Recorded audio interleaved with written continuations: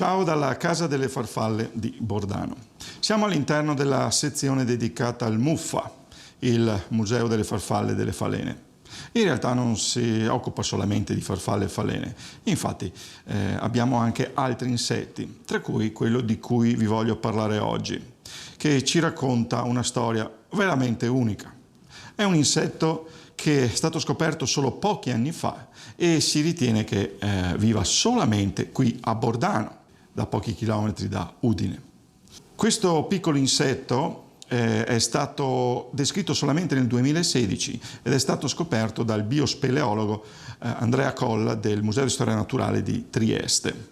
È un insetto molto piccolo, si chiama Pretneria collae, il nome appunto è stato dedicato allo scopritore, e è un insetto di soli 3 mm che vive appunto all'interno di piccole grotte di pochi metri a 1200 metri di altitudine sul Monte San Simeone, che è appunto nel territorio di Bordano.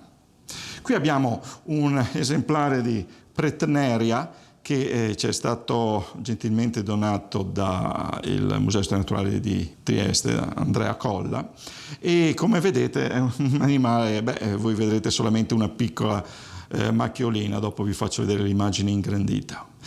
Sono animali piccoli quelli che vivono nelle grotte, ovviamente, perché sono ambienti estremamente poveri di cibo e quindi tutti gli organismi troglobi, quindi adattati alla vita in grotta, devono necessariamente essere animali che non hanno particolari esigenze e devono essere anche in grado di mangiare quello che trovano. Infatti la famiglia a cui appartiene questo coleottero, i leiodidi, sono insetti che si nutrono di detrito vegetale o animale, insomma, diciamo, sono un po' degli spazzini.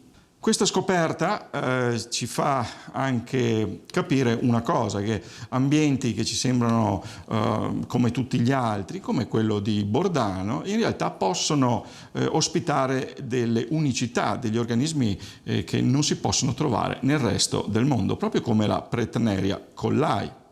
La biodiversità riguarda tutti gli organismi viventi. Pensate che noi abbiamo descritto, quindi noi conosciamo solamente 2 milioni di specie di organismi viventi, ma si ritiene che ne esistano almeno 10 milioni nel nostro pianeta. Quindi conosciamo solo una specie su 5. Abbiamo molto quindi lavoro da fare. I musei di storia naturale, come quello di Trieste, come quello di Bordano nel suo piccolo, hanno questa mission, di riuscire a descrivere sempre meglio la vita nel nostro pianeta. Perché ricordiamoci cosa disse il grande David Attenborough: noi proteggiamo solo ciò che ci interessa, ma ci interessa solo ciò che conosciamo. Quindi abbiamo ancora tanta strada da fare.